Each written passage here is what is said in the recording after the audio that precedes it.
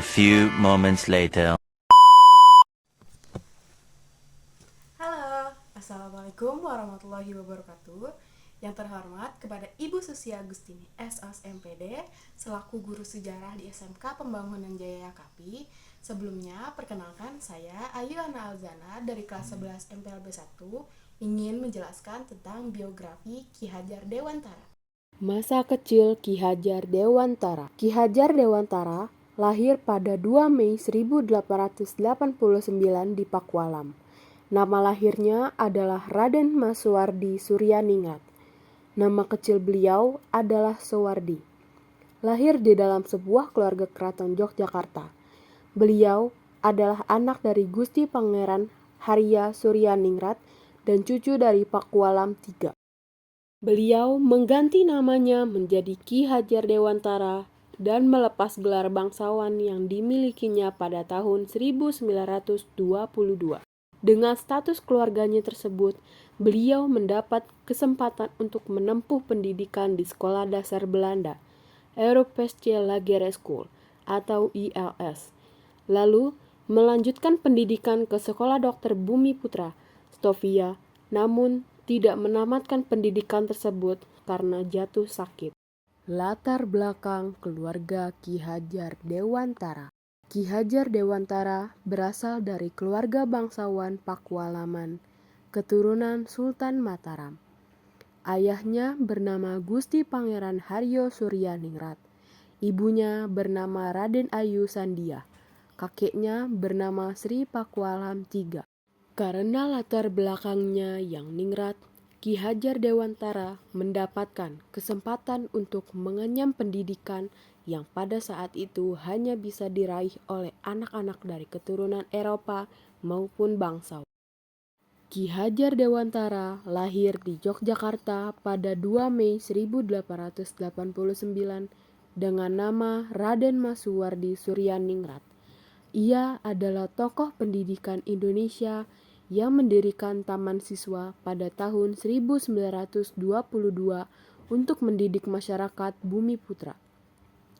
Ki Hajar Dewantara juga dikenal sebagai jurnalis yang mengangkat kritik seputar sosial dan politik yang melibatkan penjajah. Sejak masa mudanya, Ki Hajar Dewantara terkenal kritis terhadap kebijakan kolonial Belanda, terutama mengenai ketidakadilan yang dirasakan rakyat Indonesia. Salah satu tulisannya yang sangat berpengaruh, Als ik eens Nederlander was, seandainya aku seorang Belanda, mendapat reaksi keras dari pemerintah Belanda hingga ia dijatuhi hukuman pengasingan. Dalam tulisannya ini, ia mengkritik perayaan 100 tahun kemerdekaan Belanda yang didanai dari pajak rakyat pribumi, yang dianggapnya sangat tidak adil. Selama pengasingan di Belanda, Ki Hajar berfokus pada studi tentang pendidikan dan nasionalisme. Sepulang dari Belanda, Ki Hajar semakin tertarik pada dunia pendidikan sebagai cara untuk membangun kesadaran nasional. Pada tahun 1922, ia mendirikan perguruan Taman Siswa di Yogyakarta, sebuah lembaga pendidikan yang memprioritaskan asas kebudayaan Indonesia dan kemandirian. Filosofi pendidikan Taman Siswa didasarkan pada semboyan ing ngarsa sung tulada, ing madya mangunkarsa, tutwuri handayani, yang berarti di depan memberi teladan, di tengah memberi bimbingan, di belakang memberi dorongan. Setelah Indonesia merdeka, Ki Hajar Dewantara diangkat sebagai Menteri Pendidikan, Pengajaran, dan Kebudayaan yang pertama.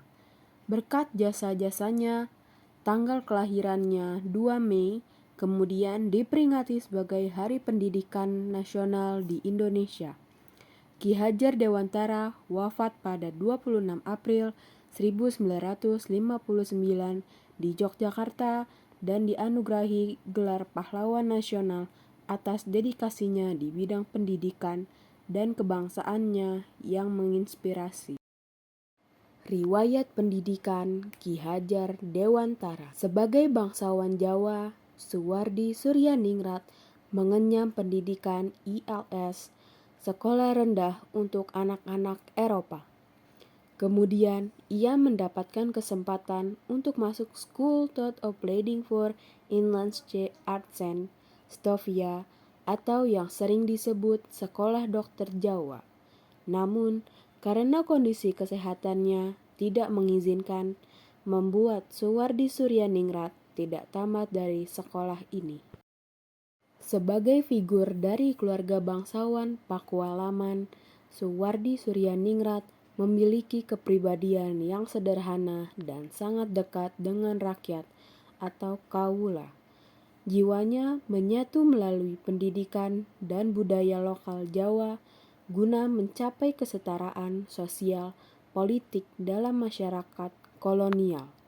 Kekuatan-kekuatan inilah yang menjadi dasar Suwardi Suryaningrat dalam memperjuangkan kesatuan dan persamaan lewat nasionalisme kultural sampai dengan nasionalisme politik. Suwardi Suryaningrat atau Ki Hajar Dewantara selain mendapatkan pendidikan formal di lingkungan Istana Pakualam, juga mendapat pendidikan formal antara lain 1. Europese Lagere School ILS atau Sekolah Belanda 3. Kedua, Quick School atau Sekolah Guru di Yogyakarta. Ketiga, School of Leading van Indische Artsen, Stovia, sekolah kedokteran yang berada di Jakarta. Pendidikan di Stovia ini tidak dapat diselesaikan karena ia sakit. Riwayat perjuangan Ki Hajar Dewantara. Ki Hajar Dewantara lahir dengan nama Raden Mas Suwardi Suryaningrat, adalah tokoh penting dalam perjuangan kemerdekaan dan pendidikan Indonesia. Pada tahun 1913, ia menulis artikel berjudul Als ik eens Nederlander was, yang mengkritik perayaan 100 tahun kemerdekaan Belanda yang didanai dari pajak rakyat Indonesia yang miskin. Artikel ini membuatnya diasingkan ke Belanda, tempat di mana ia mempelajari pendidikan sebagai alat perjuangan bangsa.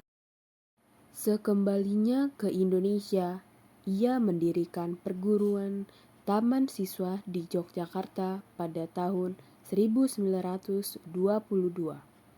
Lembaga ini berfokus pada pendidikan yang merakyat, membangun kesadaran nasional dan kemandirian, berbeda dari sistem pendidikan kolonial yang hanya untuk kaum elit. Filosofi pendidikannya tercermin dalam semboyan ing ngarsa sungtulada, ing madya mangunkarsa, tutwuri handayani. Artinya, di depan memberi teladan, di tengah membangun semangat, di belakang mendukung. Pendidikan awal. Ki Hajar Dewantara belajar di sekolah dasar Belanda dan kemudian melanjutkan ke sekolah guru. Pendidikan ini memberikan dasar yang kuat untuk karirnya di bidang pendidikan. Jurnalis dan aktivis. Pada awal abad ke-20, ia terlibat dalam gerakan politik dan sosial, menulis untuk berbagai surat kabar. Ia aktif dalam memperjuangkan hak-hak rakyat dan pendidikan bagi semua lapisan masyarakat. Perjuangan di masa pendudukan Jepang. Selama pendudukan Jepang, Ki Hajar tetap berjuang untuk pendidikan. Meskipun ia mengalami masa sulit, ia terus berusaha mengembangkan pendidikan yang sesuai dengan kebutuhan masyarakat. Pemikiran pendidikan. Ki Hajar Dewantara mengembangkan prinsip ing ngarso sungtulodo, ing madyo mangunkarso, tutwuri handayani, yang berarti di depan memberi teladan, di tengah membangun semangat, di belakang memberi dorongan. Prinsip ini menjadi fondasi pendidikan di Indonesia. Prestasi-prestasi Ki Hajar Dewantara. Mendirikan Taman Siswa. Ki Hajar Dewantara mendirikan Taman Siswa di Yogyakarta pada 3 Juli 1922. Taman Siswa merupakan lembaga pendidikan yang memberikan kesempatan bagi para pribumi untuk memperoleh hak pendidikan yang sama dengan priai dan orang-orang Belanda. Di sekolah ini, Ki Hajar Dewantara memadukan pendidikan bergaya Eropa dengan pendidikan gaya Jawa tradisional. Mencetuskan 3 semboyan filosofis. Ki Hajar Dewantara mencetuskan 3 semboyan filosofis berbahasa Jawa, yaitu Ing Ngarsa Sungtulada, Ing Madya Mangunkarsa, dan Tutwuri Handayani. Aktif dalam organisasi sosial dan politik. Ki Hajar Dewantara aktif dalam organisasi Budi Utomo atau BO sejak tahun 1908. Ia juga menjadi anggota organisasi Insulinde dan Indische Partij. Perjuangan demi bangsa Indonesia. Ki Hajar Dewantara memperjuangkan pendidikan bagi bangsanya dan rela menderita berbagai hukuman demi kepentingan bangsa Indonesia. Masa pensiun atau akhir hidup Ki Hajar Dewantara. Ki Hajar Dewantara yang dikenal sebagai tokoh pendidikan dan pelopor sistem pendidikan di Indonesia, menghabiskan masa pensiun dan akhir hidupnya di Yogyakarta. Setelah proklamasi kemerdekaan, ia terus berkontribusi pada dunia pendidikan dan pengembangan budaya. Masa pensiun Ki Hajar Dewantara ditandai dengan kesibukannya dalam kegiatan sosial dan pendidikan.